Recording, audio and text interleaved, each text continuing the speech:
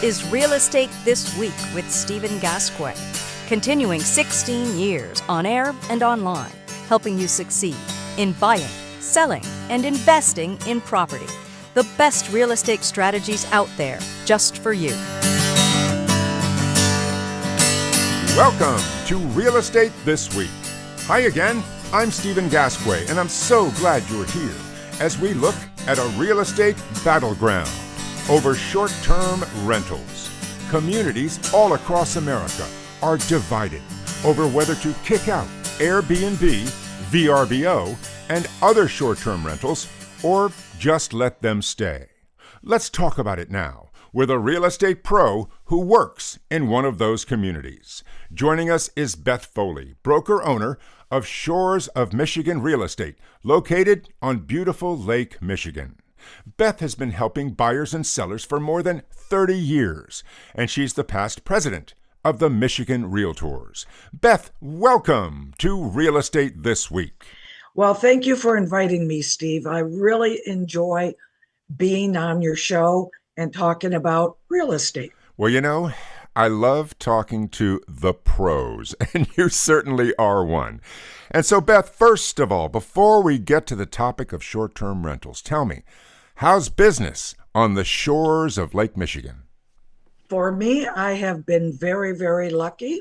I've sold some very nice listings, and actually today I have an appointment with one of my friends to list the 6,000 square foot home on Lake Michigan. And it's just been fabulous. As soon as properties under 400 come on the market, and of course, in your market, you probably don't ever see $400,000 homes. But that is basically, I mean, that's a norm now. And those used to be $100,000, $150,000 homes. But they sell immediately. And then you get up into the, I would say, from 600 to $1 million. And they're going to sit there for a while because many of them have to get mortgages and they really don't like that 7%. So interesting. Yeah. Interesting. And so, Beth, let's talk about summer homes along the shores of Lake Michigan. And to begin with, let's go back in time to when we were both children. And it was very common for families to rent a house at the beach for a week, for a month, and sometimes for the whole summer. Now, back in those days, we just called them beach houses and beach rentals. Now they're short-term rentals. Beth, tell me, are they welcome or not welcome in many of the communities you serve? Well, there are a few people who cause a lot of commotion, and they are 100% against short-term rentals.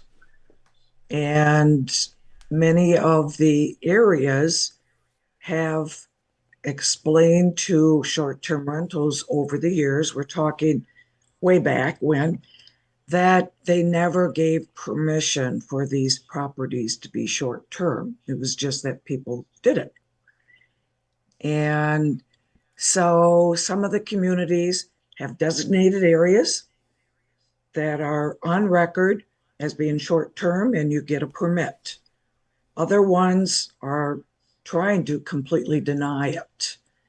And even though the state of Michigan, the Supreme Court, has said that their short terms can happen and it's up to the communities. So it is all of the locals that are doing this, but you can go to areas up in Petoskey where they have no short-term rentals at all. And a lot of people lost their homes as a result of not having income, and they weren't living there because they bought them that way. And then you come all the way down to Saugatuck and South Haven. They have just passed limitations on the numbers. I think it's like 30% can be, but if you're already a short term, you get to stay that way until you sell it.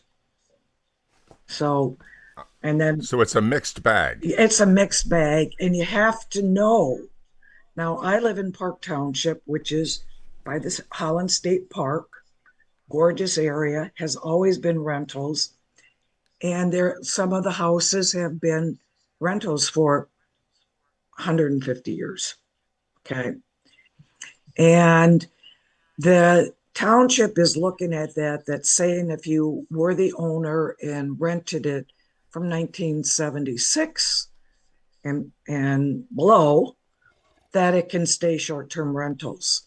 Well, a lot of those houses have changed hands over and over again, so it doesn't work. It's still up in the air. There have been lawsuits. The judges have said, take it back to the to the locals. And it just doesn't go anywhere. But then there are other areas in this area along the West Coast that they say, you know what? It brings an income. It helps our economy. They understand and they're friendly about it. So like I said, it's just a mixed bag. Realtors from out of the area really need to know what are the rules about rentals. Absolutely. Now, where I live again, close to the state park, Park Township, they do have a 30-day that you can do. But shorter than 30 days, and they say no subleasing. In most of the areas, you have to register your property. Okay. So let's talk about actually owning a short-term rental, and let's put the controversy aside for just a moment. Tell me, if I have a short-term rental on the shores of Lake Michigan, can I make a pile of money every summer? If it was allowed, and then, like I said, there are some areas that are allowing them. They are getting, and where you live, it may not be a lot, but here it's a lot.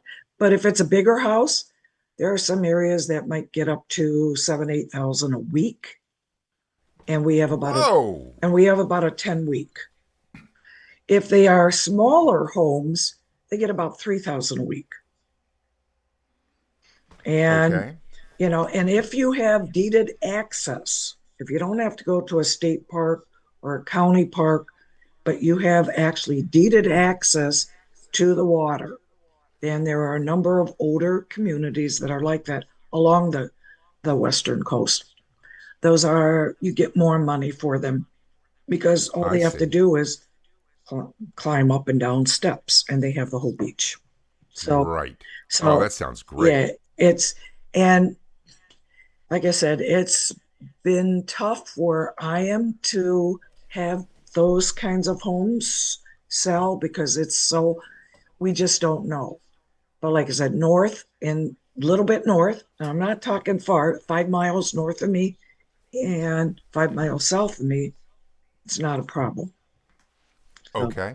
Yeah. And from what you know about short-term rentals and the people who own them, is owning a short-term rental a lot of work or not so much?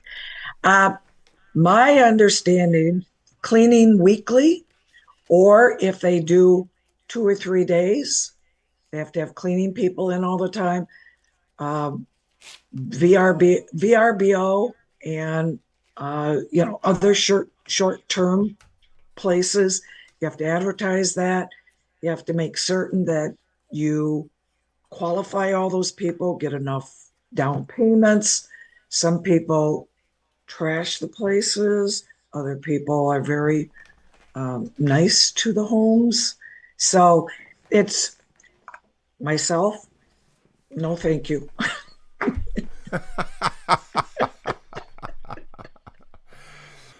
Beth, when it comes to the fight over short-term rentals, let's get right into it. And let me ask you, first, what are the benefits of a community allowing short-term rentals? Number one, economy. It's been proven. The studies have been shown in Saugatuck, locally where I am too, which is the west coast of Holland, Michigan, that the benefits economically far outweigh the few people that abuse it. And that's and it's the families. The families, they don't want to stay in a hotel. They want to stay in a home that they can invite other friends, they can enjoy, they can sit outside. That's, and like I said, some of the people, okay, have rented for 20 years. And then they buy a house here for their family to remember what's going on. Those are the benefits. They get to see a community where it's friendly, it's clean. You've got Lake Michigan, you've got boating on the inland lakes that go out to Lake Michigan. All of the communities have activities all the time, lots of restaurants. That's what it brings to this area. Okay, Beth, now let's look at the other side of the coin. What about all the stories about a nice home that's a short-term rental in a nice neighborhood becoming an animal house with people partying all night long, the music blaring, people yelling, people just getting out of control? Is that real? Does that really happen? And if so, can you blame communities for saying, we've had enough? It has happened in the past. It is not happening now because the communities have put time limits on the beach time, on numbers of people in the houses, and the police get to be alerted immediately. And if they have registered, like I said, most of these have registered their properties. If they are registered, some of the people get 3 strikes and you're done. So you lose your license. And wow. Yes. And the neighbors do not put up with it if it gets out of hand. But there have been those. I don't hear about them anymore. Okay. And so, Beth, let's take a look into the future. I know that this is being litigated in Michigan. Yes. I know that this is being debated in the House of Representatives and in the Senate. I know it's being debated on the local level as well. So tell me, in your opinion, what is the future of short-term rentals along the shores of Lake Michigan? I think that there will continue to be short-term rentals. And I believe what will happen, which is happening in a lot of the communities, is they will have designated areas. And those will be within a proximity to the lakes, and that the properties really are conducive to being short-term, like across the street from a lake, by the state park, along the lake shore. Some of these houses, they're big houses and they've always been that way. I'm hoping that the communities finally realize that this is an asset and has been an asset to the community since the early 1900s and to continue that way. Excellent. Well, Beth, I really want to thank you for being on the show today and telling us all about the battleground over short-term rentals in Michigan. I know you live the battle every day. I know you hear the stories about the battles every day. And I want to thank you for sharing all of it with us. Thank you, Beth. Thank you, Steve, and thank you for having me on again. I appreciate it. You're very welcome. Beth Foley, broker owner of Shores of Michigan Real Estate, located on beautiful Lake Michigan. Beth has been helping buyers and sellers for more than 30 years, and she's the past president of the Michigan Realtors.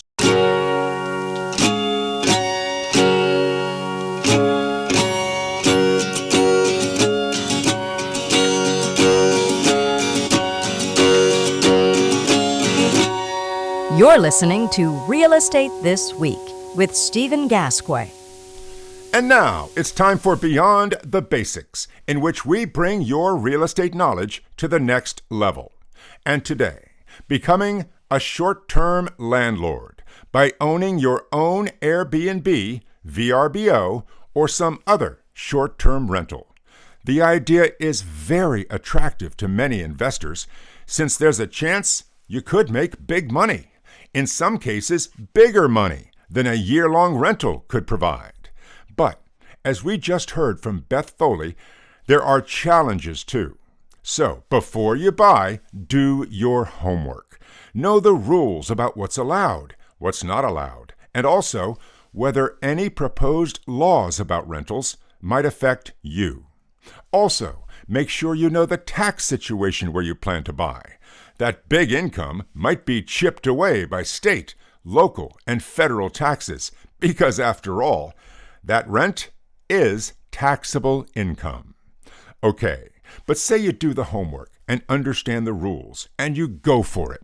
Congratulations, a very exciting move. So let's get it all set up. Now, before you register the property on AirBNB, VRBO, or some other site, get it all ready. And right away, make sure your insurance company has written the right policy for short-term rentals. A regular homeowner's policy probably won't cut it. Next, put a smart lock on the door. Keys are so 1990s. Smart locks are the way to go, and we'll have more on that in just a couple of minutes. Next, make sure everything is working perfectly. The AC and the heat, the appliances, the hot and cold water, the grill, and the internet if you plan to provide that. And make sure the instructions and the passwords are crystal clear and easy to locate. Then, make sure to stock up the place. Bath towels, several sets of sheets, paper towels, TP, pots and pans, cooking tools, and more. It's so important to stock it up right. I'll never forget the time I rented an Airbnb, which had a very nice gas grill, but the only spatula in the place was made of plastic. That's not going to work on a barbecue grill. And then locate a good, reliable cleaning service, one that works weekends. And that brings us to the next job, creating the schedule, when one tenant arrives and when they leave. And then time for the cleaning crew to come in and get the place ready for the next tenant. And the cycle then repeats itself. And this brings us back to the smart locks. If you have a smart lock on the door, you don't really have to be there to deliver the keys. Just go online and give each tenant a unique code. And many short-term rental owners use the last 4 digits of the tenant's phone number, so they'll never forget it. Now, once their time is up, cancel that code. And then the cleaning crew uses their own code, and so on. It works like a charm. So with all that work done, take beautiful photos, pick an online rental site, and go for it. You'll have a new revenue stream as you generate income, and hopefully a lot of income. And you'll learn so much about what works and what doesn't, how to keep the place filled, how to avoid vacancies, and much more. And for every short-term renter you get, I wish you 5 stars every time. Next time on Real Estate This Week, winning strategies, expert advice on buying and selling properties, and how to have the best results every time. That's next on Real Estate This Week. And until then, I'm Stephen Gasque, and thank you for listening.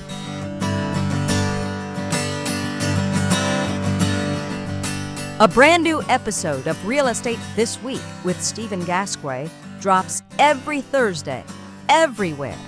And you're invited to listen, subscribe, and follow us. Just look for Real Estate This Week with Stephen Gasque.